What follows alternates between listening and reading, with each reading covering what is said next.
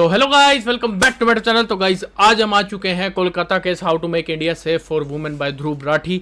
तो वो those who know क्या हुआ है कोलकाता में और वहाँ पे कितना एक एक्शन लिया गया है और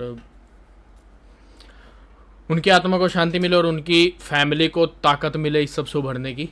तो बिना किसी देरी के पहले वीडियो पे जंप करते हैं और देखते ध्रुव राठी ने इसके बारे में कितना इन्फॉर्मेशन अपने एंड से प्रोवाइड करा है। तो स्टार्ट करते हैं, लेट्स गो। नमस्कार दोस्तों, कोलकाता के आरजीकर हॉस्पिटल में 31 साल की ट्रेनी डॉक्टर के साथ जो हेनस क्राइम हुआ उसने पूरे देश की आत्मा को झकझोर दिया है।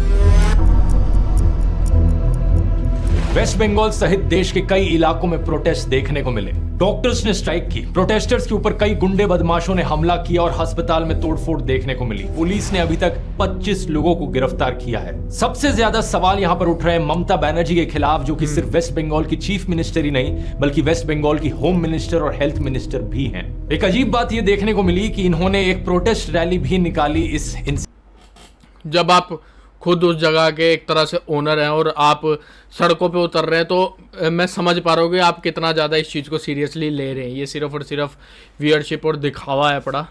बट आई डोंट नो आगे ध्रुव क्या बोलेगा, बट मेरा पर्सनल पर्सपेक्टिव यही है कि आपके प्रोटेस्ट में खड़े होने से कुछ नहीं होगा। ममता बनर्जी जी, आप वहाँ की ओनर हैं पड़ी एक तरह से, हर तरह की मिनिस्टर हैं आप चाहें तो यूँ करके उनकी ऐसी तैसी कर सकते हैं। बट अगर आपको सड़क पे उतरना पड़ रहा है मीन्स या तो आपके बस में नहीं है या आपसे हैंडल नहीं हो रहा है, और अगर आपके बस में है तो आप इंटेंशनली हैंडल कर नहीं रही हैं इसको। इंसिडेंट के बाद लेकिन सवाल ये कि किसके खिलाफ, कोई समझ नहीं पाया। इस घटना का मुख्य आरोपी है संजय रॉय, जो कि वेस्ट बंगाल पुलिस में एक सिविक वॉलंटियर था। पास्ट में इसकी 3 शादी टूट चुकी थी डोमेस्टिक वायलेंस के चलते। पहला सवाल ये कि किस तरीके के आदमी को रिक्रूट किया गया यहाँ पर सिविक वॉलंटियर बनने के लिए। इसकी डोमेस्टिक वायलेंस की हिस्ट्री को देखकर इसके खिलाफ तो पहले ही पुलिस एक्शन लिया जाना चाहिए था। सीसीटीवी फुटेज, इसके ब्लूटूथ डिवाइस और डीएनए सैंपल्स के आधार पर पुलिस ने इसे गिरफ्तार किया। इसने अपना गुनाह कबूल भी कर लिया है। लेकिन दूसरा सवाल ये, हॉस्पिटल में इसके पास सभी डिपार्टमेंट्स का एक्सेस कैसे था। घटना के कुछ दिन बाद इस केस को सीबीआई को ट्रांसफर करने की डिमांड उठी। सीएम ममता बनर्जी ने इसे भी श्रग ऑफ करने की कोशिश करी, ये कहते हुए कि मुझे तो इससे कोई समस्या नहीं है। अगर अगले कुछ दिनों में पुलिस कुछ नहीं कर पाई तो वो खुद ही इस केस को सीबीआई को ट्रांसफर करने वाली है। कोलकाता हाईकोर्ट ने पुलिस की विश्वसनीयता की कमी जैसे कारणों का हवाला देते हुए मामले को सीबीआई को सौंपने का आदेश दिया। साथ ही साथ हाईकोर्ट ने यह भी याद दिलाया कि किसी केस के सीबीआई को सौंप दिए जाने की डिमांड दिखाती है कि स्टेट पुलिस में लोगों का भरोसा नहीं रहा है और ये होम मिनिस्टर और चीफ मिनिस्टर ममता बनर्जी का एक फेलियर है। यहाँ आता है हमारा एज आई सेड अगर आपको ही सड़कों पे उतरना पड़ रहा है तो आप किस बात की पावर लेके बैठे हो मेरे को नहीं पता। आपका तो एक डायरेक्ट ऑर्डर आना चाहिए था, पकड़ो साले को, गोली से मारो और फारिग करो, जैसे हैदराबाद में हुआ था हमारे यहाँ।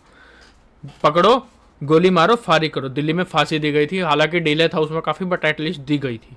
तीसरा सवाल, आखिर किस तरह संदीप घोष जैसा आदमी आरजीकर मेडिकल कॉलेज का प्रिंसिपल बना हुआ था। इस पर आरोप है कि ये बहुत ही करप्ट इंसान रहा है। अलेजिडली इसने माफिया की तरह इस मेडिकल कॉलेज को चलाया, लेकिन बार बार इसका ट्रांसफर रुक जाता था। अंदेशा है कि इनके टीएमसी के करीबी होने की वजह से था। इस केस में भी इन पर संगीन आरोप लगे कि कैसे इन्होंने मामले को दबाने की कोशिश करी, इसे एक आत्महत्या दिखाने की कोशिश करी। विक्टिम के पेरेंट्स को कई घंटों तक विक्टिम की बॉडी नहीं दिखाई गई। एफआईआर लिखने में भी देरी हुई और इन्हें जब वहां से हटाया गया उसके बाद भी इन्हें कैलकाटा नेशनल कॉलेज का प्रिंसिपल बना दिया गया। मतलब जो आदमी किसी एक जगह पर होने के लायक नहीं है तो उसे दूसरी जगह ट्रांसफर करने का क्या सेंस बनता है। कैलकाटा हाईकोर्ट ने ये सिस्टम की कमी है, ये हमारे सिस्टम की कमी है कि अगर कोई काम का नहीं है तो उसको ट्रांसफर दे दो घटिया जगह पे, उसको निकालना चाहिए। जबकि काम का नहीं है, घटिया इंसान है, निकाल दो। बट या उनकी जेबें भी तो यही भरता है कहीं ना कहीं से। नॉनसेंस को पॉइंट आउट करते हुए संदीप घोष को एक्सटेंडेड लीव ऑफ एब्सेंस पर भेज दिया। संदीप पर लगे हुए करप्शन चार्जेस की जांच करने के लिए वेस्ट बंगाल सरकार ने एक एसआईटी बनाई है, जिसे 1 महीने में अपनी रिपोर्ट सबमिट करने को कहा गया है। सीबीआई इस पर्टिकुलर केस में उन्हें अब तक 4 बार इंटरोगेट कर चुकी है। देश भर में जब लोगों ने इस केस पर आवाज उठाई तो वर्क प्लेसेस में औरतों की सेफ्टी के लिए वेस्ट बंगाल सरकार ने कुछ इनिशिएटिव्स अनाउंस किए। सुप्रीम कोर्ट ने मामले की सुओ मोटो कॉग्निसेंस ली, कुछ स्ट्रॉन्ग स्टेटमेंट्स दी, जैसे कि संविधान में दी गई इक्वालिटी क्या ही है अगर औरतें अपने वर्क प्लेस में भी सेफ ना हो और उन्हें बेसिक इक्वालिटी डिनाई की जाए। ग्राउंड लेवल चेंजेस आने के लिए देश अब एक और रेप होने का इंतजार नहीं कर सकता। कुछ दिन पहले दोस्तों मैंने इस केस के ऊपर एक पोस्ट लिखी थी और आपसे कहा था, उम्मीद है आप लोगों का इंटरेस्ट लूज ना हो जाए इस इशू में। जब तक मेरा ये वीडियो रिलीज होगा शायद आउटरीच खत्म हो चुकी होगी, शायद प्रोटेस्ट रुक चुके होंगे, लेकिन क्या देश में हो रहे हर रोज के करीब 80 रेप केसेस रुक गए होंगे? बिल्कुल भी नहीं। कोलकाता की खबर के बाद आई उत्तराखंड से ये खबर, एक नर्स के साथ भी ऐसा ही हादसा हुआ। इस केस में बस ड्राइवर और बस कंडक्टर शामिल थे। बेंगलुरु में 21 साल की कॉलेज सेम चीज दिल्ली में भी हुई थी। स्टूडेंट पार्टी से घर जा रही थी और उसके साथ भी ये देखने को मिला। महाराष्ट्र के बदलापुर इलाके में एक स्कूल के क्लीनिंग स्टाफ द्वारा 3 और 4 साल की 2 छोटी लड़कियों का सेक्सुअल अब्यूज किए जाने की खबर आई। सैकड़ों एजिटेटेड पेरेंट्स ने रेलवे स्टेशन पर ब्लॉकेड किया। इन सारी खबरों को देखकर आपको लगे कि पिछले 8-10 दिनों में कुछ ज्यादा ही रेप्स होने लगे हैं पूरे देश भर में, लेकिन ये बात सच नहीं है।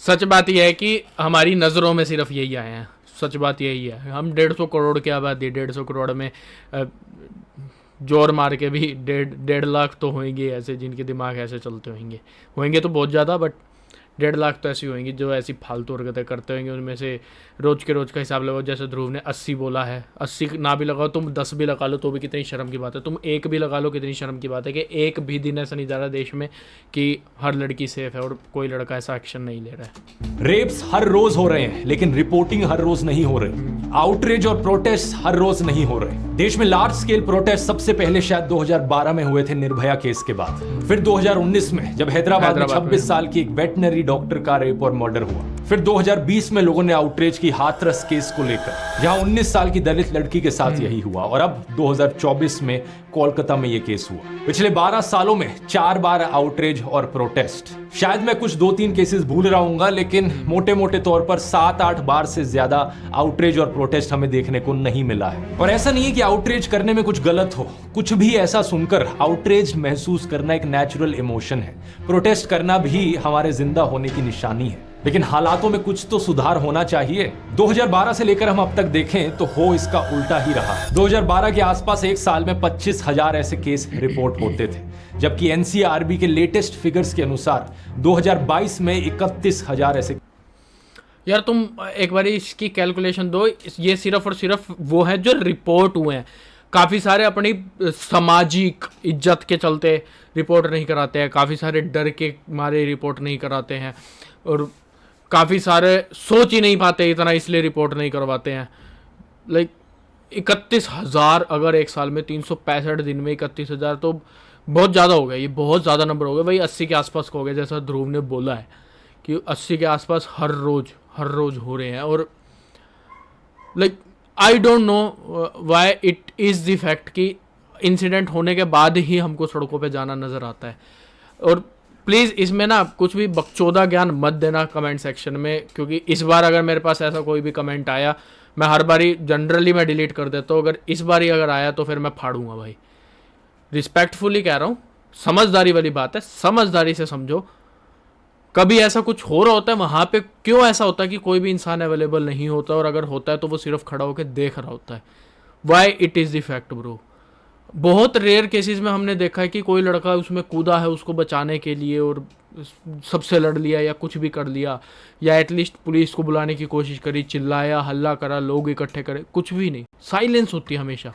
कितने सारे हम मर्डर वीडियोस देखते हैं जो कि हॉस्टल में घुस के लड़की को चाकू मार दिए, लोग साइड में खड़े देख रहे हैं। दिल्ली में भी हुआ था रिसेंटली, चाकू मार दी, लोग साइड में खड़े देख रहे हैं। आई नो तुम उसमें जंप नहीं कर सकते इस फेयर में कि तुमको ना लग जाए, बट एटलीस्ट तुम दूर से एक्शन ले सकते हो, चिल्ला सकते हो, शोर मचा सकते हो, पत्थर उठा के फेंक सकते हो, कुछ भी कर सकते हो तुम। लेकिन नहीं, हम सिर्फ देखते हैं, हम वो हैं जो बैठ के सिर्फ एंटरटेनमेंट कर सकते हैं, और एंटरटेनमेंट खत्म हो गया तो उसके बाद प्रोटेस्ट पे कूद जाते हैं। आधे से ज़्यादा लोग प्रोटेस्ट में कूदने वाले, it's a fact, harsh reality है जो मैं बोल रहा हूँ, ओपनली बोल रहा हूँ। प्रोटेस्ट में कूदने वाले आधे से ज़्यादा लोग सिर्फ अपनी स्टोरी बनाने के लिए, व्यूज़ कमाने के लिए कूदते हैं। इट्स अ फैक्ट, ये हमारे जेन जी के और जो बाकी हैं पड़े, उनका ये रियलिटी चेक है पड़ा, ये सच है। लोगों को सिर्फ व्यूज़ चाहिए, लोगों को सिर्फ बाकी लोगों की अटेंशन चाहिए, फालतू का एंटरटेनमेंट चाहिए, सिर्फ इसलिए कूदते। दिल से फील करने वाले बहुत मिनिमल लोग हैं, बहुत मिनिमल लोग हैं। केस रिपोर्ट हुए, यानी कि हर दिन के 85 रेप केसेस। अगर हम बढ़ती हुई पॉपुलेशन के साथ साथ प्रपोर्शन भी देखें तो उसमें भी हमें उछाल देखने को मिलता है। तब से लेकर अब तक देश की पॉपुलेशन बढ़ी है करीब 1.14 टाइम्स, लेकिन रेप केसेस बढ़े हैं करीबन 1.25 टाइम्स। इसका मतलब साफ है, सिचुएशन बदतर होती जा रही है। जो रेप के रूट कॉजेज हैं वो ना केवल बने हुए हैं बल्कि बढ़ते जा रहे हैं। इस वजह से मुझे एब्सर्डिटी महसूस होती है। एक हफ्ते प्रोटेस्ट हो ये ठीक है, लेकिन साल के बाकी दिनों ऐसा बिहेव करना जैसे कि सब चंगा सी, ये एज आई सेड कुछ लोगों को मैं गलत लग सकता हूँ, लेकिन ध्रुव का तुमको पता है लेवल, उसकी समझ का तुमको लेवल पता है, और मैं इतने टाइम से ध्रुव को अभी देख रहा हूँ कि मेरे को एग्जैक्टली समझ आता है कि ये किस वे में बोलना चाह रहा है। Like he himself is saying कि लोग प्रोटेस्ट करते एक हफ्ता 2 हफ्ता, उसके बाद ठंडे पड़ जाते, घर जाके सो जाते, किसी को कोई फर्क नहीं पड़ता। It's a harsh reality bro, मानो ना मानो ये हार्श रियलिटी है।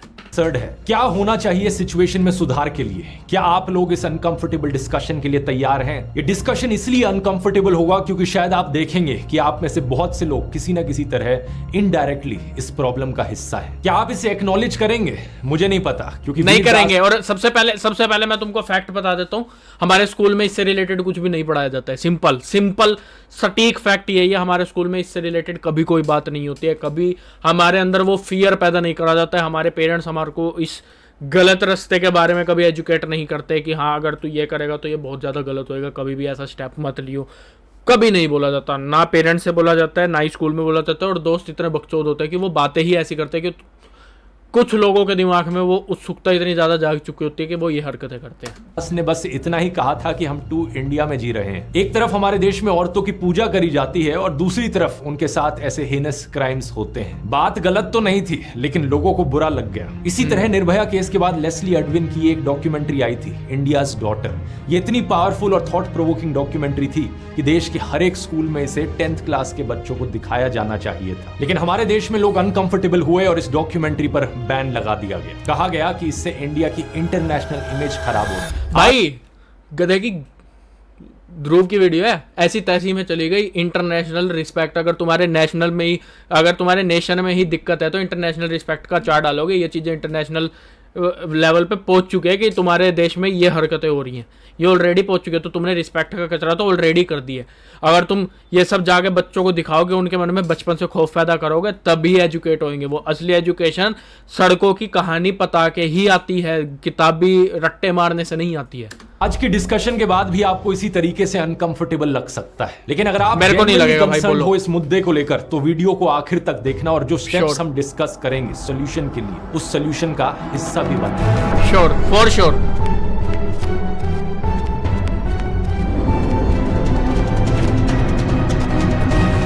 वीडियो शुरू करने से पहले एक छोटी सी इन्फो बताना चाहूंगा। आप में से जिन लोगों ने चैट जीपीटी का कोर्स खरीद रखा है उन सब के लिए अब एक नया फ्री अपडेट जारी हो गया है। 2 घंटे से ज्यादा के नए लेसन्स ऐड किए जा चुके हैं इस कोर्स में, और इन नए लेसन्स में मैंने ना सिर्फ चैट जीपीटी बल्कि परप्लेक्सिटी जैसे नए सॉफ्टवेयर्स भी सिखाए हैं। जिन्होंने कोर्स ले रखा है उनके लिए कंप्लीटली फ्री अपडेट, आपको कुछ नहीं करना, जाके आप ऑनलाइन बस लॉग इन करके देख सकते हैं नए लेसन्स। और जिन्होंने अभी तक नहीं लिया है उनके लिए अभी भी मौका है। गेट 41 कूपन कोड यूज कीजिए, 41% ऑफ मिलेगा। अभी भी 500 लोग आप में से इस कूपन को यूज कर सकते हैं। इसका लिंक नीचे डिस्क्रिप्शन में मिल जाएगा, या फिर आप इस क्यूआर कोड को स्कैन कर सकते हैं। हालांकि टोटल कंटेंट अब 8 घंटे से ज्यादा का हो चुका है इस कोर्स में, लेकिन और भी ऐसे फ्री अपडेट्स फ्यूचर में आते रहेंगे अभी के लिए। इस वीडियो की शुरुआत करते हैं एक बड़े सिंपल से सवाल से, क्या रेप गलत है? आप लोग कहोगे कि क्या बेहुदा सा सवाल पूछ रहा हूं मैं। ऑब्वियसली रेप गलत चीज है, लेकिन जब हम अपने आसपास के सोसाइटल एटीट्यूड्स को देखते हैं तो कुछ और ही तस्वीर निकल कर आती है। हर कोई कहता तो है कि रेप गलत चीज है, लेकिन कंडीशंस अपनी अप्लाई करता है उसके साथ। जैसे कि नुपुर शर्मा का केस देख लो, बीजेपी की वो नेता जिन्होंने एक ही दिन में 3 अलग अलग टीवी चैनल्स पर प्रॉफिट मोहम्मद के बारे में कुछ ऑब्जेक्शनेबल चीजें कही। मैंने इसे क्रिटिसाइज करते हुए एक वीडियो भी बनाया था जिसमें बताया कि कैसे नुपुर की स्टेटमेंट्स पूरी तरीके से डेलिब्रेट और मैलिशियस थी। इस वजह से हमारे देश को अरब देशों के सामने शर्मिंदा भी होना पड़ा था। लेकिन क्या नुपुर की इस गलती की वजह से उन्हें रेप थ्रेट्स दिए जाना जायज हो जाता है? बिल्कुल भी नहीं। जाने उन्हें कितने थ्रेट्स देना ही जायज नहीं है। सबसे पहले तो रेप थ्रेट्स हटाओ, थ्रेट्स देना ही किसी को जायज नहीं है। अगर जबानी किसी ने कोई बात करी तो जबानी उसका जवाब देने का गुदा रखो। आपको फिजिकली असोल्ट करने की जरूरत नहीं है और वैसी धमकी देने की भी जरूरत नहीं है। सारे डेथ थ्रेट्स और रेप थ्रेट्स मिले जिनका एक सभ्य समाज में कोई जस्टिफिकेशन नहीं है। यार हम उस देश में रहते हैं जिसमें धोनी तक को भी ऐसे थ्रेट्स मिले ब्रो, लाइक शर्म की बात है। लाना तो डूब के मर जाने वाली बात है कि धोनी जैसे लेजेंड को भी ऐसी ऐसी फालतू बातें देखने को मिली है। लाइक मैंने इतने सारे रील्स देखे हैं, इतनी फालतू फालतू चीज़ें वहाँ पे होती है, लोग उसको डार्क कॉमेडी का टैग लाइन दे देते हैं, but you don't even have any idea तुम क्या कर रहे हो और किसके साथ कर रहे हो। लाइक लेजेंड्स को तुम ये बातें बोलते हो। लाइक इस केस में चलो समझ में आता है कि तुम इनको पर्सनली नहीं जानते, तुमने ऐसी बकचोदी में लिख दिया जो कि गलत लिखा, बट तुमने लिख दिया, समझ भी आता है। बट MS धोनी जैसे लेवल को तुम ये लिख देते हो, हमारा मंत्री है उस लेवल को लिख देते हो, अमिताभ बच्चन जैसे लेवल को तुम लिख देते हो, तो डूब के मरने वाली ही हरकतें हैं ब्रो। ये डार्क कॉमेडी नहीं है, ये चूतिया बनती है बड़ी। आई एम सॉरी ध्रुव की वीडियो में गाली दे रहा हूँ मैं, बट घटिया है भाई, ये बहुत घटिया हरकत है। ट्रुष्के का केस देखिए, ये एक ट्रेंड हिस्टोरियन है। औरंगजेब पर इन्होंने काफी लिखा है। ऐसा नहीं है कि औरंगजेब को इन्होंने महान राजा कहा हो, लेकिन इनकी फाइंडिंग्स के हिसाब से औरंगजेब एक कॉम्प्लिकेटेड कैरेक्टर था, जिसने एक तरफ हिंदू मंदिर तोड़े थे, लेकिन कई बार हिंदू मंदिरों को बचाया भी था। अगर किसी को इनकी हिस्टोरिकल फाइंडिंग्स में कुछ गलत लगता हो तो इनके साथ आर्ग्यू कर सकता है, इनके खिलाफ एविडेंस दे सकता है, लेकिन नहीं, लोग क्या देते हैं? डेथ थ्रेट्स और रेप थ्रेट्स। इंदिरा जयसिंह का केस देख लीजिए। Famous human rights lawyer, gender equality के लिए बहुत से लैंडमार्क केसेस में ये अपीयर हुई हैं। जब निर्भया के रेपिस्ट को फांसी की सजा मिलने वाली थी तो इन्होंने कैपिटल पनिशमेंट के खिलाफ बयान दिया। कॉन्टेक्स्ट के लिए बता दूं, दुनिया के 112 देशों में डेथ पेनल्टी को खत्म किया जा चुका है। फिर भी शायद ये आर्ग्यू किया जा सकता है कि इंदिरा जयसिंह का बयान इल टाइम्ड था, रॉन्गली वर्डेड था, या निर्भया के पेरेंट्स से ऐसी कोई अपील करना गलत था। हम डेथ पेनल्टी पर उनके विचारों से असहमत हो सकते हैं, लेकिन कंगना रनौत ने क्या कहा? उनको रेपिस्ट सिंपैथाइजर कह डाला। इतना ही नहीं, उनको रेपिस्ट के साथ जेल में रखने की भी बात कर डाली। उस लेडी को उन लड़कों के साथ 4 दिन जेल में रखो जिनको बड़ी दया आती है, और ऐसी ही औरतों की कोख से ऐसे निकलते हैं दहशी दरिंदे। इसी पॉलिटिकल ओपिनियन या political please bro please, first of all किसी लड़के की गलती में उसकी परवरिश पे सवाल मेरे हिसाब से नहीं उठाने चाहिए। लाइक मेरे माँ बाप ने भी भाई मेरे को गालियाँ देना तो नहीं सिखाया, लेकिन मैं गालियाँ देता हूँ, और ऐसे बहुत से लोग हैं जो जिनके माँ बाप ने उनको बहुत चीज़ें नहीं सिखाई, बट वो लोग करते हैं। किसी भी चीज़ का end of the day result परवरिश तो फर्स्ट ऑफ ऑल होना नहीं चाहिए। और secondly what I feel, I also disagree with the fact कि उनको वो क्या बोलते हैं, फांसी की सज़ा नहीं मिलनी चाहिए, फॉर श्योर मिलनी चाहिए ब्रो। और मैं तो कहता हूँ सबके सामने मिलनी चाहिए, सबके सामने मारना चाहिए उनको। अगर किसी इंसान का दिमाग किसी की हत्या करने के लिए चल गया, किसी की रेप करने के लिए चल गया, तो खुद में भी उतना गुदर रखो कि उस बंदे को मारने का तुम हिम्मत रखो। अगर तुम्हारा जस्टिस इतना अच्छे से वर्क करता है तो अगर किसी ने इंटेंशनली किसी का मर्डर करा है तो उसको सरेआम मारने का भी गुदर रखो, वो होना चाहिए, वो बहुत ज़रूरी है। अगर एक को भी सरेआम मार दिया जाएगा ना, इंटरनेशनल रिस्पेक्ट गई भाड़ में। अगर सरेआम एक को भी मार दिया जाएगा ना भाई, उसके पीछे करोड़ों ऐसे पड़े जो सुधर जाएंगे पूरे वर्ल्ड वाइड। सपोर्ट में बेवकूफ बनकर ही ऐसा होता है कि बिल्किस बानो के कॉन्विक्टेड रेपिस्ट को रिलीज करवा दिया जाता है। ऐसे दरिंदों को मिठाई खिलाई जाती है, संस्कारी ब्राह्मण कहा जाता है, और लोग आउटरेज नहीं करते। प्रज्वल रेवन्ना, जिसके बारे में 2500 से ज्यादा औरतों के यौन शोषण की रिपोर्ट आई, लेकिन बहुत से लोग चुप रहे। कॉन्विक्टेड रेपिस्ट गुरमीत राम रहीम को बार बार पैरोल दी जाती है इलेक्शन से पहले। जो इसके अंधभक्त हैं वो कहते हैं हाँ, रेप करना गलत तो है और हमारे बाबा कॉन्विक्ट भी हुए हैं, लेकिन फिर भी हम इस बात को इग्नोर करके बाबा जिसे कहेंगे हम उसको वोट करेंगे। बृजभूषण सिंह, कुलदीप सेंगर और कठुआ केस के रेपिस्ट के फेवर में तो रैलियां निकाली जाती है। ओके, बृजभूषण तो वही है ना, मैंने लास्ट वीडियो में देखा था, ये अपना कबड्डी वगैरह के उसका वो है ना, कबड्डी कह रहा हूँ, ये कुश्ती का वो हेड था ना, CEO वगैरह वटेवर जो भी था ये पहले।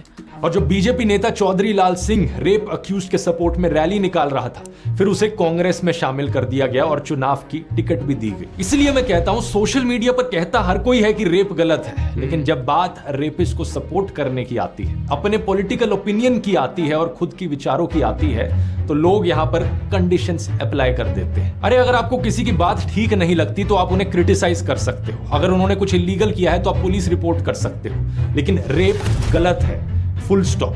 रेप थ्रेट गलत है, फुल स्टॉप। थ्रेट गलत है। प्रॉब्लम यह है कि लोगों की अगर मगर चलती रहती है, और बात यहां सिर्फ सोशियो पॉलिटिकल ओपिनियन तक सीमित नहीं है, बल्कि लोगों के बहुत सारे दूसरे प्रोविजंस में भी कंडीशंस अप्लाई होती है। हाथरस के केस में सुधीर चौधरी ने जी न्यूज पर कहा कि विक्टिम के अक्यूज के साथ प्रेम संबंध थे। इसको साबित करने के लिए गांव के एक शख्स के साथ इंटरव्यू भी लिया। हमारी इन्वेस्टिगेशन के अनुसार पीड़िता और मुख्य आरोपी, जिसका नाम first of all it's an open message, इनकी इनके सूत्रों के अनुसार और इनके अनुसार जो भी बातें बोली जा रही हैं मत सुना करो, स्पेशली इंडियन मीडिया मत सुना करो, सबसे बड़े चोर हैं ये। नाम है संदीप। इनके बीच पुरानी जान पहचान थी, प्रेम संबंध था। न्यूज 18 की रिपोर्टर अनामिका 45 मिनट के शो में चिल्लाती रही कि विक्टिम के घर के एक फोन से अक्यूज के नंबर पर 104 कॉल हैं। घंटों तक इनकी बात हुई थी, हम आप तक सच पहुंचा रहे हैं। इस पे घंटों घंटों बात हुई है और 104 बार बात हुई है। हम सच को सामने लाते हम सच्चों की बात हैं। सुनती हूं न्यूज मैं। 18 जहां पहुंचता है वहां सच बोलता है, सच। अर्नब गोस्वामी ने तो ये तक कह दिया कि यहाँ कोई रेप नहीं हुआ था, ये सब मनोहर कहानी है। बीजेपी नेता और हरियाणा के फॉर्मर मुख्यमंत्री मनोहर लाल खट्टर ने भी कुछ ऐसा ही कहा था कि 80 से 90% मामलों में अक्यूज्ड और विक्टिम एक दूसरे के परिचित होते हैं। उनमें झगड़ा हो जाता है तो लड़की रेप का इल्जाम लगा देती है। इसी तरह की इनसेंसिटिव स्टेटमेंट्स हमें वेस्ट बंगाल सीएम ममता बनर्जी से भी सुनने को मिली है, जैसे कि 2022 का नाडिया रेप केस, जहां एक 14 साल की बच्ची विक्टिम थी। उस पर उन्होंने कहा कि लड़की का लड़के के साथ लव अफेयर था। इस तरीके की बातों को डिबंक करने में भी ऑकवर्ड सा महसूस होता है। क्या ये चीज भी अब इनको समझानी पड़ेगी कि प्यार में होने का मतलब रेप का लाइसेंस नहीं होता? बात बड़ी सिंपल है, रेप यानी जबरदस्ती, रेप यानी किसी की फ्रीडम का वायलेशन। कोई कितना भी एक दूसरे के साथ प्यार में क्यों ना हो, दोनों पार्टनर्स का कंसेंट यहां पर जरूरी होता है। Consent if yes is equal to yes, no is equal to no, doubt is equal to no, nothing is equal to no. समझ गए होगे आई गेस तुम। और दूसरी तरफ अगर वो पहले से ही रिलेशन में है, व्हाट आई फील, अगर वो पहले से ही रिलेशन में है तो लड़का काफ़ी अच्छे लेवल पे जानता है लड़की को, और लड़की भी काफ़ी अच्छे लेवल पे जानती होगी लड़के को, मोस्ट प्रोबेबली। तो अगर ऐसा कुछ होएगा कि लड़की रेप थ्रेट बाद में लगा सकती है तो लड़का उससे दूर ही रहेगा। अगर लड़की लगा रही है, कुड बी अ पॉसिबिलिटी, कुछ केसेस में हो सकता है कि लड़की फेक रेप केस चार्ज कर रही हो, पहले उसने इंटेंशनली कंसेंट दिया और बाद में रेप केस चार्ज कर दिया, could be a possibility, but her case में वैसा हो जरूरी नहीं है। बट आई फील जितना हमारे यहाँ पे एजुकेशन हग चुकी है, रायता फैला चुकी है इस मामले में, तो मेजोरिटी केसेस में रेप ही हुआ होता है। बट आई फील कि हुआ ही होगा तभी लड़की ने केस करा है। कुछ केसेस होता है जिसमें लड़कियां ज़बरदस्ती फालतू में थोपती हैं केस। कौन है कौन नहीं है उसके बारे में मैं बात नहीं कर रहा, बट हुआ ऐसा कि फेक रेप केस चार्ज करा गया है और वगैरह वगैरह, उस पर आरोप ठोके गए हैं।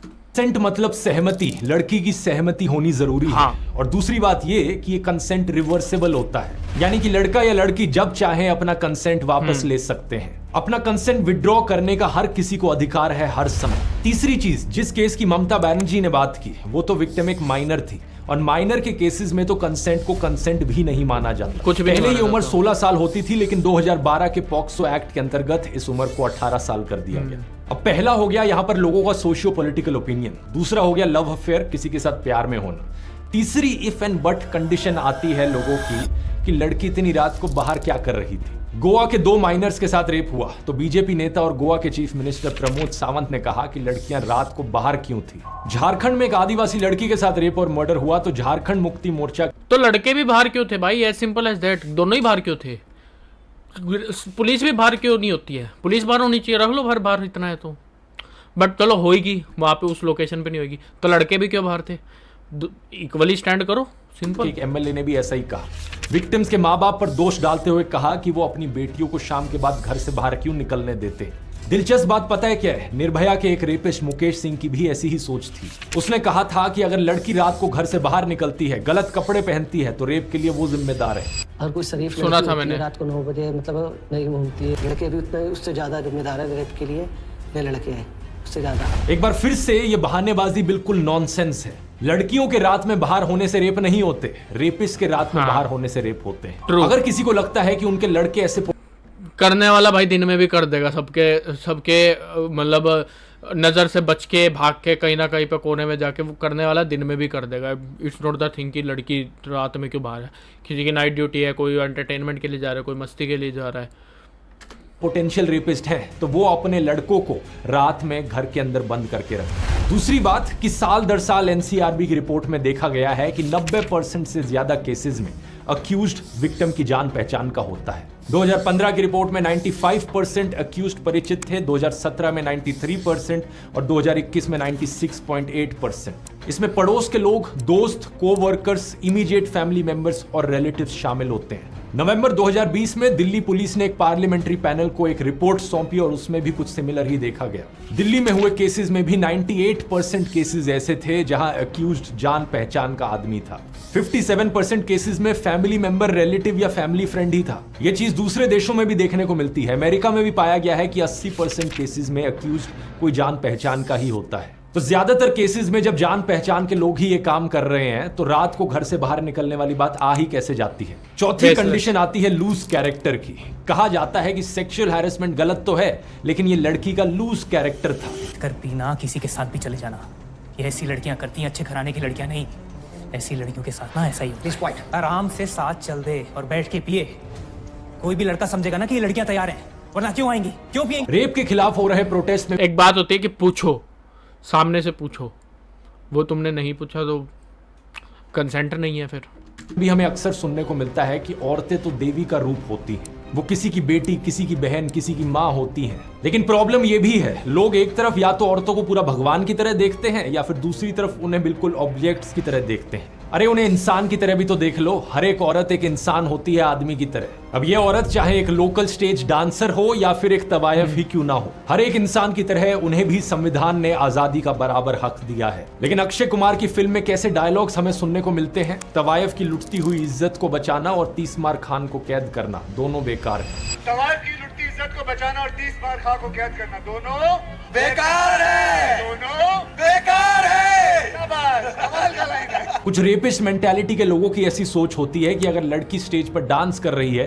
तो उसके साथ छेड़छाड़ की जा सकती है। ऐसे लोग उस औरत को चरित्रहीन कहते हैं, लेकिन असलियत में इस विचारधारा के लोगों से ज्यादा चरित्रहीन कोई हो नहीं सकता। एक शानदार फिल्म आई थी इस पर एक बारी, अनारकली ऑफ आरा, जिसमें स्वरा भास्कर ने ऐसी ही एक लोकल स्टेज डांसर का रोल किया था। एक नेता उस पर असॉल्ट करता है तो वो उसके खिलाफ लड़ती है। फिल्म में यही दिखाया गया है कि हर एक औरत को अपने शरीर पर अधिकार है। पिंक भी ऐसी ही एक सेंसिटिव फिल्म है जिसमें दिखाया गया है कि किसी लड़की के शराब पी लेने का मतलब ये नहीं होता कि उसके साथ मिसबिहेव किया जा सके। ये रेपिस्ट मेंटालिटी वाले लोगों का एक और एक्सक्यूज होता है कि लड़की ने तो शराब पी हुई थी। ये बात सही है कि शराब पीना सेहत के लिए हानिकारक होता है, लेकिन शराब पीने से किसी का कैरेक्टर जज नहीं किया जा सकता और इसे सेक्सुअल असॉल्ट का बहाना तो बिल्कुल नहीं बनाया जा सकता। यहां भी तो भी फिर शराब तो फिर उसने भी पी है, लड़के ने भी पी है, तो फिर उसका भी कैरेक्टर खराब हो गया उस हिसाब से। अगर शराब पीने से ही कैरेक्टर जज हो रहे तो फिर सबका ही कर लो। यानी सहमति जरूरी है। इनफैक्ट बीएनएस सेक्शन 63 तो ये भी कहता है कि औरत की कंसेंट इंटॉक्सिकेशन की वजह से थी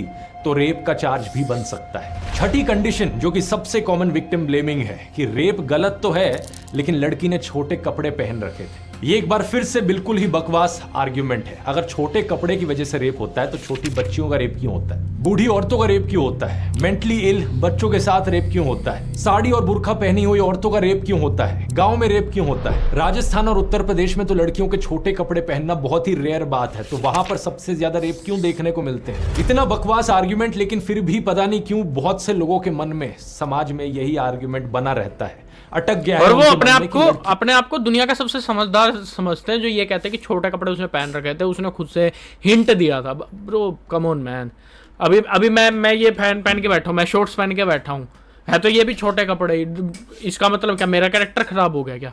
कम ऑन मैन, लड़की ने अगर छोटे कपड़े पहने, उसको मन करा है पहनने का, बट आई फील कि हो सकता है कि हाँ पेरेंट्स को अच्छा नहीं लगता होगा, फैमिली वालों को अच्छा नहीं लगता होगा, फिर भी वो छोटे कपड़े पहनती है, अपनी पसंद की करती है, वो एक तरफ की बात है। बट अगर किसी लड़की का मन है, वो सोशली छोटे कपड़े पहन के निकल रही है और तुम उसको देख के वैसे थॉट्स ला रहे हो, तो तुम खुद को चाटा मारो, क्योंकि तुम गलत हो। वो तो अपनी लाइफ एंजॉय कर रही है, तुम उसको एंजॉय करते हुए देख के ऐसा थॉट ले रहे हो, तो वो तुम गलत हो ब्रो, वो गलत नहीं है। किने छोटे कपड़े पहने थे, यही कारण हो। All the ladies wear the shorter dress or naked direct. If you are the parents, please control the girls. Bombay high court में तक एक आदमी ने एक बार कहा था कि don't control the boys, control the girls. ये आंटी आपको शत प्रणाम। आई विश आप कभी ऐसी सिचुएशन में ना फंसो जिसमें आपके आसपास के लोगों को ये सब देखना पड़े जैसा बाकी लोगों को देखना पड़ा है। Shame on you. Please control the girls. Bombay high court में तक एक आदमी ने एक बार कहा था कि छोटे कपड़ों की वजह से रेप होता है। कोडी कोर्ट, सेशन कोर्ट्स में तो एक जज ने कह दिया था कि फोटो में कंप्लेन करने वाली ने भड़काऊ कपड़े पहने हुए थे, इसलिए अक्यूज्ड के खिलाफ प्राइमा फेसी सेक्सुअल हैरेसमेंट का सेक्शन नहीं लगेगा। बीजेपी नेता सीसी पाटिल ने भी ऐसा ही कुछ बयान दिया था, जो बाद में असेंबली में पॉर्न देखते हुए पकड़े गए थे। BJP MLA Renuka that's the fact bro, that's the fact. ये हाल है। लाइक देखो ना देखो, वो एक तरफ है, देखा तुमने एक तरफ है, बट छोटे कपड़ों की बात कर कौन रहा है वो देखो तुम। बयान दिया था, जो बाद में असेंबली में पॉर्न देखते हुए पकड़े गए थे। बीजेपी एमएलए रेणुकाचार्य और राजकोट में बीजेपी मेयर रक्षा बोरिया भी ऐसे बयान दे चुके हैं। एक एनजीओ अक्षरा सेंटर ने 8 शहरों में सर्वे किया, करीबन 3000 आदमी और 3000 औरतों का सर्वे किया जो 15 से 29 साल की उम्र के बीच के थे। इनमें से 54.8% लड़कों ने कहा कि रिवीलिंग कपड़े पहनने की वजह से रेप या सेक्सुअल हैरेसमेंट होती है। और कमाल की बात तो देखिए, 39.2% फीमेल्स का भी यही मानना था, यानी औरतें खुद इस गलत सोच का शिकार हैं। इस सोच के पीछे जिम्मेदार है एक बड़ा पॉपुलर बट आई फील छोटे कपड़े पहनने से लोग इंस्टिगेट होते हैं, वो फैक्ट है, होते हैं लोग इंस्टिगेट कि हाँ हमको बाउंस करना चाहिए, हमको ये करना चाहिए, हमको प्रपोज करना चाहिए, हमको जाके बात करनी चाहिए, होते हैं, वो फैक्ट है। वो तुम कुछ कर लो, तुम रिजेक्ट नहीं कर सकते। तुम छोटे कपड़े वाली लड़की को देखते हो तो तुम घूरते हो उसको, तुम कुछ ना कुछ थॉट लाते हो मन में, वो रियलिटी है, वो रहेगी। बट अगर तुम्हारी रियलिटी वर्स्ट लेवल तक जा रही है तो वो तुम्हारी सोच घटी है, उसके कपड़ों का फॉल्ट फिर नहीं आता, फिर वो तुम्हारी सोच ही ऐसी है, तुम इंटेंशनली वो करना चाहते हो इसलिए वो कर रहे हो। फिर वो चाहे छोटे कपड़ों में ना भी होती तो भी तुम करते, अगर तुम्हारी सोच ही उस लेवल की गिर चुकी है तो। परसेप्शन, जो लोगों का मानना है कि रेप का कारण होता है सेक्सुअल अर्ज। कुछ दिन पहले ही एक फिल्म आई थी महाराजा, फिल्म अच्छी थी लेकिन उसमें भी रेप का यही इनकरेक्ट रिप्रेजेंटेशन दिखा रखा था। बहुत सी पुरानी हिंदी फिल्मों में जहां रेप को एक शैलो प्लॉट डिवाइस की तरह इस्तेमाल किया जाता है, जहां प्रेम चोपड़ा, शक्ति कपूर और रंजीत ने रेपिस्ट के किरदार निभाए हैं, वहां भी रेपिस्ट को इसी तरीके से पोर्ट्रे किया गया। शामी दुश्मन की इस पुरानी फिल्म ने तो सारी हदें पार कर दी थी। अक्षय कुमार का कैरेक्टर इस फिल्म में लड़की को अपने मोलेस्टर्स को माफ करने को कहता है, ये कहकर कि तुम्हारी जैसी खूबसूरत लड़की को देखकर तो मरे हुए आदमी का भी दिल धड़क उठे। तुम्हारी जैसी खूबसूरत लड़की को देखकर मरे हुए आदमी का भी दिल धड़क उठे, फिर तो ये जीते जागते नौजवान है, इनका क्या हाल होगा। लेकिन सच बात क्या है दोस्तों कि सेक्सुअल अर्ज का रेप से कोई कनेक्शन नहीं है, इसलिए इसे जवानी का जोश कहकर जस्टिफाई करना बंद कर दो। ऐसा नहीं है कि जो लोग रेप नहीं करते उनमें अर्ज नहीं होती, और रेपिस्ट में इतनी अर्ज होती है कि वो अनकंट्रोलेबल हो जाती है। ये बिल्कुल बकवास बात है। अर्ज एक आदमी में होती है बड़ी, वो जाहिर है, इसीलिए मैंने कहा कि वो वीडियो देख रहा है तो कोई बात नहीं, अभी उसका कोई इलाज नहीं है ब्रो। ऐसा कोई भी नहीं है मेरे हिसाब से जो नहीं देखता, वो वीडियो सब देखते हैं। बट स्टिल एक सेल्फ कंट्रोल नाम की चीज़ होती है, एक समझ नाम की चीज़ होती है, एक क्या कह सकते हैं आप, एक सेल्फ रिस्पेक्ट नाम की चीज़ होती है जो आपको कंट्रोल में रखती है। लाइफ टाइम भी अगर तुमको ये सब ना मिले तो भी आप कंट्रोल में रह सकते हो, अगर तुम्हारे अंदर वो समझ है, वो सेल्फ रिस्पेक्ट है और वो सही गलत की पहचान है पड़ी तो। और वो नहीं है तो तुम ऐसे स्टेप्स लोगे तुम। Okay, carry on. बहुत बार रेपिस्ट के पास कोई कंसेंटिंग पार्टनर भी होता है, वो शादीशुदा होते हैं। पॉल गेबार्ड की इस रिसर्च में और कई सारे सर्वेज में यही चीज बार बार बताई गई है। असलियत में रेप के पीछे 3 कारण होते हैं और रेपिस्ट को 3 कैटेगरीज में डिवाइड किया जाता है। पहले है पावर रेपिस्ट, जो सेल्फ वर्थ इश्यूज से पीड़ित होते हैं, इस एक्ट के थ्रू वो एक पावर फील करना चाहते हैं। दूसरे एंगर रेपिस्ट, जिनमें गुस्सा होता है, ये लोग बहुत अब्यूजिव होते हैं और गालियां देते हैं, और विक्टिम अगर रेजिस्ट भी ना करे तब भी वायलेंट हो जाते हैं। जो दिल्ली केस हुआ था वो एंगर रेपिस्ट का ही हुआ। इस कैटेगरी के रेपिस्ट अक्सर जान से भी मार देते हैं विक्टिम को। तीसरी टाइप है सैडिस्टिक रेपिस्ट। सैडिज्म का मतलब है दूसरों के फिजिकल और मेंटल वायलेंस में खुशी मिलना, खुद प्लेजर उठाना, दूसरों को नीचे गिरता हुआ देखकर या उनके खिलाफ अत्याचार होते हुए देखकर। ऐसे रेपिस्ट अक्सर विक्टिम्स को लंबे समय तक टॉर्चर करते रहते हैं। लेकिन एक सवाल यहां पर यह उठेगा कि ये कंट्रोल करने की जो इविल डिजायर है, ये गुस्सा और या सैडिज्म जो है, ये आता कहां से है? कई बार डिस्कशंस में देखा जाता है कि अपना गुस्सा जाहिर करने के लिए लोग रेपिस्ट को मेंटली इल या दिमागी रूप से बीमार कह देते हैं। ऐसा कंपैरिजन करना गलत है क्योंकि हम मेंटल इलनेस को स्टिग्मेटाइज कर रहे होते हैं। कुछ रेपिस्ट की मेंटल इलनेस की हिस्ट्री जरूर हो सकती है, लेकिन ऐसा नहीं है कि सभी रेपिस्ट मेंटली इल होते हैं। ये लोग सिंपली दरिंदे होते हैं। इन्हें आप शैतान, हैवान, ईवल कुछ भी कह सकते हो। लेकिन अगला सवाल आपके मन में आएगा कि कुछ लोग ऐसे क्यों बनते हैं? इसके पीछे भी तो कुछ रूट कॉजेज होंगे ना। एक इस रिसर्च को देखिए। ये रिसर्च रिसर्च करी गई थी 269 ऑफेंडर्स पर, जिनमें रेपिस्ट शामिल थे। बहुत सारे कॉजेज आइडेंटिफाई किए गए। उनके बचपन में उनके साथ हुआ चाइल्ड अब्यूज, 10 साल की उम्र से पहले ही पोर्नोग्राफी का exposure, physical abuse. As I said before, school में पढ़ाया नहीं जाता, फैमिली ऐसे टॉपिक्स पे बात नहीं करती, फिर दोस्त ऐसे टकरते हैं जो ये सब करते हैं। लेकिन एक्सपोजर 10 की ऐसे भी पहले अगर इस चीज़ का एक्सपोजर हो रहा है तो वो दोस्त ही करवाते हैं ब्रो, तुम मानो ना मानो, आसपास के लोंडे ही करवाते हैं। तो ही ये माइंडसेट बनता है कि ये करना ठीक है, हम ऐसे ऐसे कर सकते हैं। Parental violence, emotional abuse, animals के प्रति क्रूअल्टी दिखाना, बचपन में ही वायलेंट फिल्में या फिर मीडिया का एक्सपोजर होना, पेरेंट्स से दूर हटकर रहने वाला या एंजाइटी से भरा हुआ रिलेशन। इन कॉजेज को स्टडी करना इसलिए जरूरी है ताकि समाज में और नए रेपिस्ट को बनने से रोका जा सके। अब ऐसे कारणों से किसी व्यक्ति की ऐसी पर्सनैलिटी तो बन गई कि उसमें डोमिनेट करने का इविल डिजायर, गुस्सा या सेडिज्म भरा हो। लेकिन अमेरिका में हम जिन मास शूटिंग्स के बारे में सुनते हैं उनमें भी एंगर एक कॉमन फैक्टर है। कुछ लोगों में ऐसा डीप सीटेड एंगर डिप्रेशन का रूप ले लेता है। तो ऐसे में सवाल आता है कि रेपिस्ट के केस में ये डोमिनेट करने की जो इविल डिजायर है, गुस्सा है या सेडिज्म है, ये रेप के थ्रू ही क्यों निकल कर आता है? इसका सही जवाब है रेप कल्चर।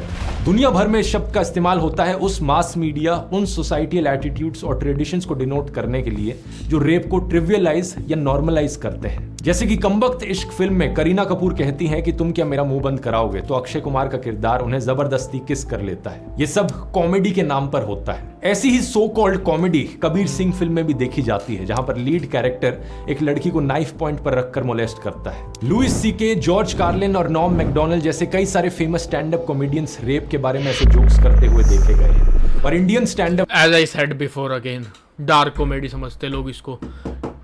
मम्मी वीडियो बना रहा हूँ, डार्क कॉमेडी समझते हैं लोग इसको, बट ये डार्क कॉमेडी नहीं है, ये बहुत फालतू कॉमेडी है बड़ी। लाइक लोगों को लगता है कि वो कूल लग रहे हैं, but it's not cool bro, it's the worst bro. I don't know how people can do it bro. But मैंने रिसेंटली, शायद 3-4 दिन पहले की ही बात है, एक लड़की ने अपनी ऐसी फोटो डाली थी और उसके नीचे एक बंदे ने कमेंट करा कि कोलकाता में उसका नहीं तुम्हारा ये होना चाहिए था रेप। सीरियसली ब्रो, ये माइंडसेट से लोग इंडिया कमेंट कर रहे हैं और ही इज थिंकिंग कि वो बहुत बड़ा कॉमिक बन गया है और बहुत अच्छी कॉमेडी कर दी है उसने। लाइक आई डोंट अंडरस्टैंड कि क्यों इस बात को लोग सोचते कि ये कूल है, ये कॉमेडी है, ये बहुत अच्छी है, बड़ी मज़ा आ गया इसमें। नहीं है ब्रो, बहुत वाहियात है, ये गिरे हुए इंसान है। लाइक वीडियोस देखना, इस बारे में बातचीत करना, दैट्स अ डिफरेंट थिंग। इसके बारे में फील करना, लाइक नॉट फॉर रेप, ये जो सेक्सुअल इमोशन है पड़ा उसके बारे में फील करना इज अ डिफरेंट थिंग, वो सबको आती है। बट एक सेल्फ कंट्रोल, सामने वाले की रिस्पेक्ट, खुद की रिस्पेक्ट और समाज की नॉलेज बहुत मैटर करती है ब्रो। तभी पता चलता है तुम कितने पानी में हो। और तुम ये कमेंट ओपनली कर सकते हो कि यार उसका नहीं तेरा होना चाहिए था। लाइक क्या बोलोगे ब्रो तुम इस पे? उसको तुम रिस्पेक्टफुल बंदा मानोगे, उसको तुम कॉमिक मानोगे, उसको तुम क्या मानोगे ब्रो? उसको तुम यही मानोगे कि इसका माइंडसेट ही वही वाला है, ये करना चाहता है ये। और अगर तुम्हारे ये माइंडसेट आ रहा है तो खुद के चाटे बरसा लो 3-4। अब कॉमेडी में भी गालियों की भरमार है। ना केवल मेल बल्कि फीमेल स्टैंड अप कॉमेडियंस भी ऐसी माँ बहन की गालियां देती हैं जो सेक्सुअल वायलेंस को नॉर्मलाइज करती हैं। दोस्तों के साथ कैजुअल कॉन्वर्सेशंस में भी कई सारे लोग ऐसी गालियों का इस्तेमाल करते हैं जो कि आम बात बन गई है।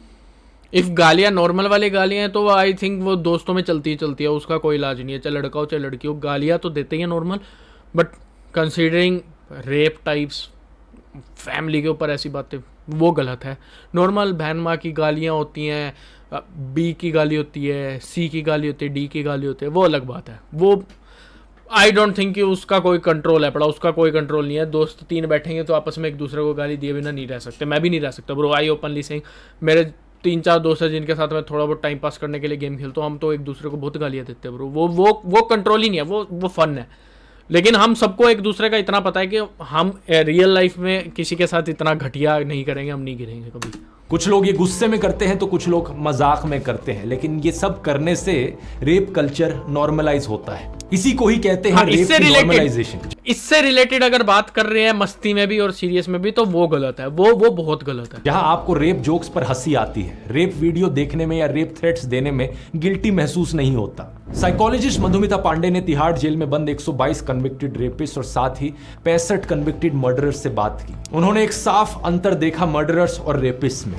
ज्यादातर मर्डरर्स को खून करने वालों को अपने किए हुए पर रिग्रेट था, अफसोस था। उन्हें यह भी एहसास था कि उनकी एक्शंस की वजह से कैसे दूसरों की जिंदगियां तबाह हो गई। लेकिन दूसरी तरफ ज्यादातर रेपिस्ट को अपने किए हुए पर कोई रिग्रेट नहीं था। इसलिए हमें समाज में देखने को मिलता है कि बहुत से रेप अक्यूज लोग रिपीट ऑफेंडर्स होते हैं, क्योंकि एक बार उन्होंने गलत किया तो उन्हें लगता ही नहीं कि उन्होंने कुछ गलत किया है। और सवाल यहाँ पर यह है कि उन्हें रिग्रेट क्यों नहीं होता। मधुमिता ने उन्हें 2 क्वेश्चनर्स दिए और सामने आया कि उनके औरतों के बारे में बहुत ही रिग्रेसिव व्यूज थे। और ये इकलौती ऐसी रिसर्च नहीं है, बहुत सारी पहले भी ऐसी रिसर्च करी गई है। सुजैन ब्राउन मिलर ने अपनी 1975 की किताब against our will men women and rape में यही बात बताई थी कि रेप एक इंटिमिडेशन का कॉन्शियस प्रोसेस है। सुजैन के अलावा रिचर्ड जॉनसन, डैनियला कुज़मैनो, रेबेका विंसेंट जैसे बहुत से रिसर्चर्स की यही फाइंडिंग्स रही हैं। इस सब के ऊपर बात आती है टॉक्सिक मैस्कुलिनिटी और पेट्रियार्कल कल्चर की, जहां औरत को एक आजाद इंसान के बजाय एक इंफीरियर सब ह्यूमन की तरह देखा जाता है।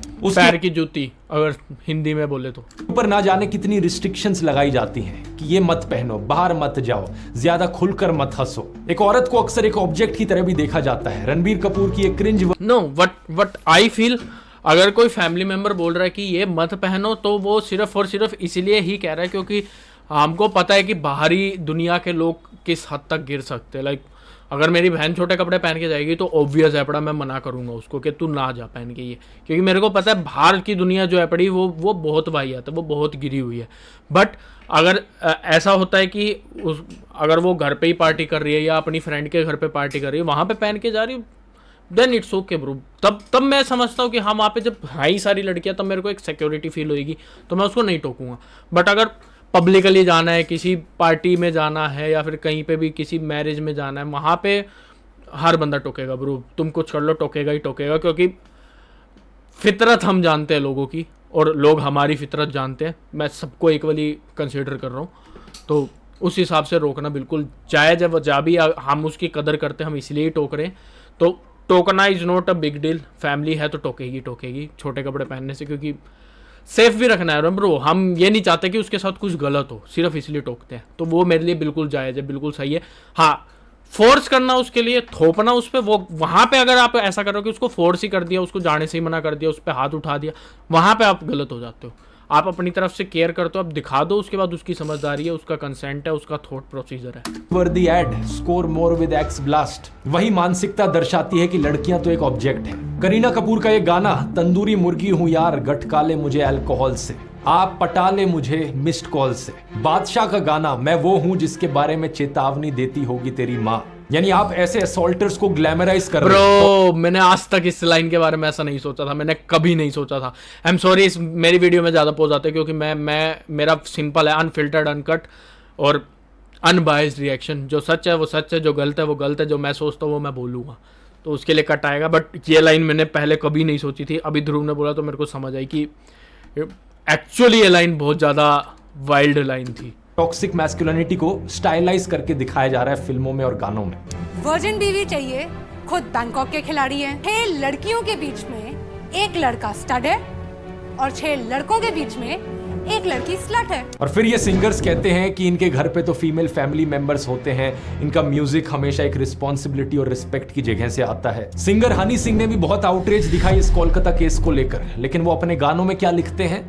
ब्राउन गर्ल से मेरा मन भरता नहीं, मैं शेर हूं घास चरता नहीं। जब तक औरतों की ऐसी ऑब्जेक्टिफिकेशन होगी, ये रेप कल्चर बना रहेगा, तब तक ये प्रॉब्लम सॉल्व नहीं हो सकती। और सॉल्यूशंस की बात करें तो यहाँ 3 तरीके की समस्याएं हैं। पहला वो हालात जो किसी की व्यक्तित्व को डैमेज कर सकते हैं। दूसरा वो सोसाइटल एटीट्यूड जिसकी वजह से ऐसे लोग अपनी डोमिनेट करने की अर्ज, अपना गुस्सा या सेडिज्म एक औरत पर निकालते हैं। और तीसरा ये मटेरियल कंडीशंस जिनकी गड़बड़ी के चलते ऐसा हो पाता है। हमें इस प्रॉब्लम को समाज से खत्म करने के लिए इन तीनों फ्रंट्स पर काम करना होगा और हर किसी को इसमें भाग लेना होगा। पहला जो रूट कॉजेज है उन्हें हटाया जाए ताकि ये ट्विस्टेड पर्सनैलिटी प्रिवेंट की जा सके। सरकार को यहाँ पर अलग अलग डिपार्टमेंट्स में वुमेन एम्पावरमेंट को स्पीड अप करना होगा। लोगों को एजुकेट किया जाए, एजुकेशन शुक्र है ध्रुव ने बोल दिया, नहीं तो मैं बोलने वाला था स्कूल में सबसे पहले पकड़ो ब्रो, सबसे पहले स्कूल में पकड़ो, क्योंकि बच्चा बचपन से जो माइंडसेट लेके चलता है वही बड़े होने तक लेके चलता है।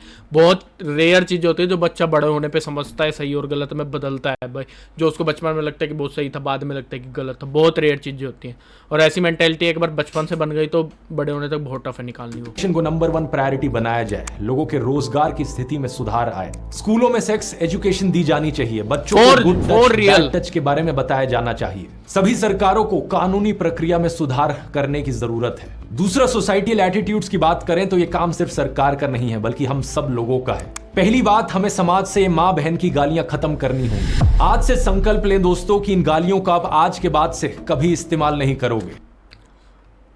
ध्रुव भाई मैं ट्राई करूंगा बट बहुत ज़्यादा टफ है पड़ा। मैं मेरे दोस्तों में बैठा होता तो मेरी गालियाँ पानी की तरह बहती है और मेरे दोस्तों के मुंह से भी गालियाँ पानी की तरह बहती हैं और आई डोंट थिंक इसका मेरे पास कोई इलाज है बड़ा। नहीं कंट्रोल कर सकते ब्रो। हम दोस्तों में BGMI खेलते हैं या फिर और कोई गेम खेलते हैं, हम इतने मस्त हो जाते हैं कि हम गालियाँ पानी की तरह बहाते हैं। हाँ बट उसके अलावा मेरे मुंह से मेरे हिसाब से कहीं भी नहीं निकलती। लाइक हाँ, फैमिली में बात करते ही नहीं निकलती, मैं ट्यूशन जाता हूँ वहाँ नहीं निकलती, मेरी फीमेल फ्रेंड है अगर तो उसके सामने नहीं निकलती, लाइक मेरे दोस्तों के सामने नहीं निकलती गालियाँ जो भी निकलती हैं, और वो भी गेम में ही मस्ती में निकलती हैं, उसके अलावा कुछ खासा नहीं निकलती। तो आई ट्राई अगर हो सके तो। ना डेली लाइफ में ना सोशल मीडिया पर, चाहे कोई भी इंसान से आप कितना ही क्यों ना डिसएग्री करते हो, आप किसी इंसान से कितनी ही नफरत क्यों ना करते हो, रेप थ्रेट्स नहीं दिए जाने चाहिए, थ्रेट्स ही नहीं दिए जाने चाहिए, हंसना नहीं चाहिए। Again I am fixing it, rape threats नहीं, थ्रेट्स ही नहीं दिए जाने चाहिए। जबानी बात हो रही है, जबानी बात करो। अगर फिजिकल असोल्ट सामने से हो रहा है कोशिश करो केस करने की, अगर दोबारा हो रहा है और जान पे बनाई है तो वापिस दो उसको जवाब। और इसके बाद उसके अलावा हैव दैट सेल्फ कंट्रोल। जबान से बात हो रही है तो जबान से बात करो, थ्रेट ना ही दो, किसी को भी थ्रेट मत दो। जहां भी सेक्सिस्ट एटीट्यूड देखने को मिले, चाहे वो कोई ऐड हो, कोई फिल्म हो, कोई गाना हो, कोई यूट्यूब वीडियो हो, किसी का कमेंट हो, किसी का स्टैंड अप एक्ट हो, उसे कॉल आउट किया जाना चाहिए, उसके खिलाफ आवाज उठाई जानी चाहिए। लॉ एंड ऑर्डर को मजबूत बनाने के लिए हमें पुलिस में सारी वैकेंसीज फिल करने की जरूरत है। ये तो फैक्ट है ब्रो। इंडिपेंडेंट बनाने की जरूरत है स्टेट गवर्नमेंट से, ताकि इंडिपेंडेंट बनाने की भी जरूरत है। सॉरी थोड़ा एक्स्ट्रा पोज ज़्यादा ही लग रहा है, मैं मान रहा हूँ अब तो, बट ये मेरे मन में बीच में थॉट आया था, मैंने बोला नहीं था, but it's a fact bro.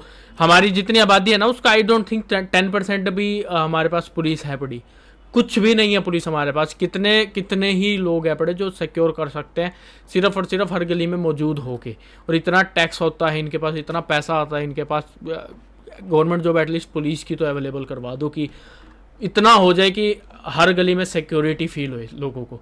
Like police वाले रेयरली देखने को मिलते हैं। हमारे यहाँ पे भी एक जगह पे जैसे चौक है, वहाँ पे लाइटें ख़राब हो चुकी है तो कोई पुलिस वाला रास्ता दिखाने के लिए भी नहीं है, यहाँ से लोग यूँ जा रहे हैं, यहाँ से लोग यूँ जा रहे हैं, चौराहे पे अंधाधुंध चलते जा रहे हैं। किसी भी ऐसे मामले में पॉलिटिक्स कभी भी जस्टिस के बीच में इंटरफेरेंस ना करे। उम्मीद है आपने इस वीडियो से कुछ नया सीखा होगा। इस वीडियो को अपने फ्रेंड्स और फैमिलीज के साथ शेयर कीजिए ताकि सभी लोगों में इस चीज को लेकर अवेयरनेस बढ़ाई जा सके, ताकि सभी लोग साथ में मिलकर इन सॉल्यूशंस पर काम कर सकें। ChatGPT कोर्स को डाउनलोड ओके वीडियो काफी अच्छा था, काफी इंफॉर्मेटिव वीडियो था, और it's a fact bro, dark comedy बोल के तुम अपने आप को ग्लोरीफाई मत करो, तुम गलत कर रहे हो। डार्क कॉमेडी होती है, समझता हूँ डार्क कॉमेडी काइंड ऑफ वो वाली चल भी जाती है। लाइक एक इंसान मैंने देखा था, उसका एक पैर हाफ कटा हुआ था और लाइक उसने खुद से ही फनी वीडियो बनाई हुई थी, और उस पर मैंने एक कमेंट देखा था कि bro is a cricket player learning leg cutter एक एक्शन होता है और उसका पैर भी कटा हुआ था। वो वाली डार्क कॉमेडी, और वो बंदा सामने से वैसी फनी वीडियो बना रहा है, इट मीन्स कि वो वाली कॉमेडी को ले सकता है। वैसी कॉमेडी चलती है। थ्रेट्स सबसे गलत है, रेप जोक सबसे गलत है, और क्या बोलते हैं उसको, एक डेडिकेटेड पॉइंट पे एंगल करके बोलना, लाइक लड़कियों के बारे में एक एंगल दे के कि हाँ ये तो ऐसी होती है, सारी ऐसी होती है, और लड़कियों के लिए भी कि सारे लड़के ऐसे ही होते हैं, वो करना बहुत गलत है। ऑब्जेक्टिफाई करना बहुत गलत है, मत करना। कोशिश करो, कॉमेडी भाई हर तरह से हो सकती है। अभी आज के टाइम पे अगर तुम यूट्यूब पे देखो ना, कितने भी वीडियोस बन रहे हैं, कितनी भी कॉमेडी बन रही है, सारी की सारी ले दे के इसी के आसपास ही दौड़ रही है। Like I don't know why. अगर तुम अच्छे कॉमेडियन हो, अगर तुम अच्छे कंटेंट क्रिएटर हो, तो तुम्हारे को उसकी जरूरत नहीं है, तुम उसके अलावा भी बहुत फनी कंटेंट बना सकते हो। So that was my reaction on Kolkata case by Dhruv Rathee. अभी चलते हैं, गुड नाइट, बाय बाय, शब्बा खैर, सायोनारा।